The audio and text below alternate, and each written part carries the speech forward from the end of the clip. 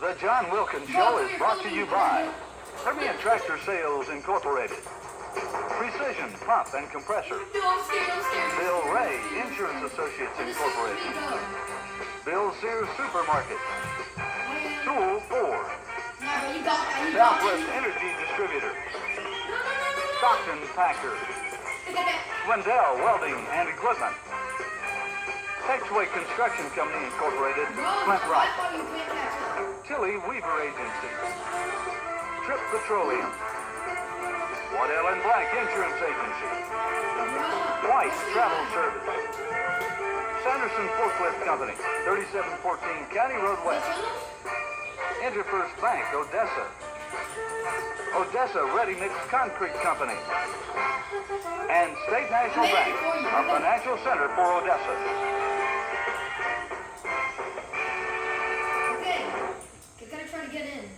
Coach, it was truly indeed a successful year for you. And that was evidenced today with the announcement of the all-district team. You had 10 players out of 27. You got to be happy with that.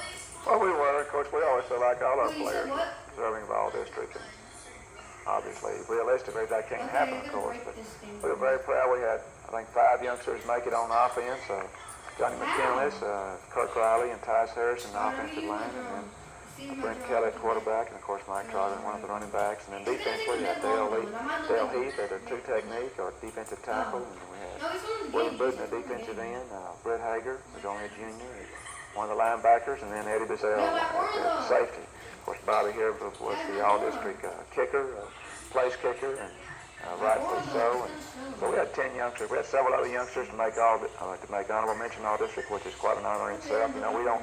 In our district, we don't pick a second team all-district, pick an honorable mention. And so honorable mention in itself is quite an honor. We had several youngsters that received that honor, and rightfully so. And overall, we were very proud of for all of our football players, obviously, and especially these, of course, that made all-district. Of course, a lot of these people may go on to college. You may explain to the fans how you go about trying to alert coaches to some of your players.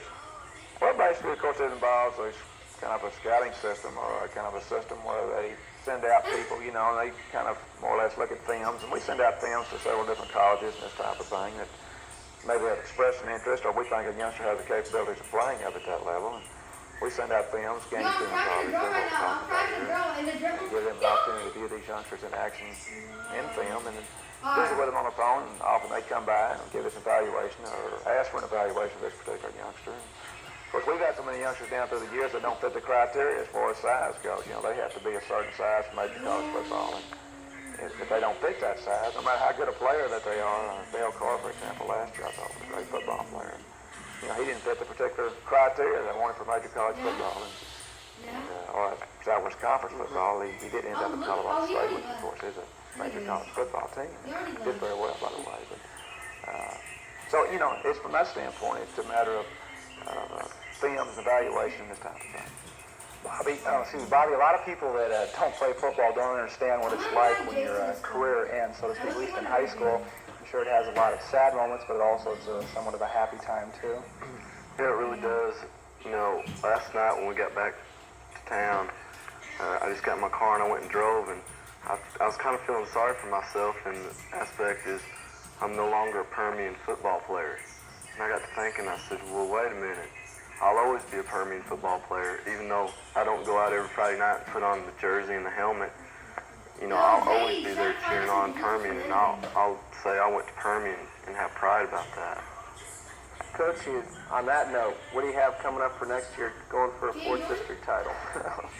Well, I didn't want to think about it because we're losing, obviously, most of these youngsters. Of course, we lost 10 of the starters on offense and 10 of them on defense, and we had such great players this year, of course. And we've got some good youngsters coming back, however, though.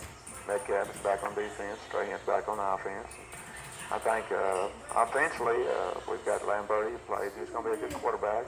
John Hamilton, of course, is back at tailback. Of course, Brett's back on defense at both fullback or linebacker and on offense. Brett will have a great year. Brett's going to be a great football player, I think. Already is in some respects. And I think a big question mark we're going to have for our 1983 team is the offensive and defensive line, John. We just don't have many people that even played in it all this year. All our backup people this year were seniors. And our junior class will be a senior class is a very small class as far as numbers go.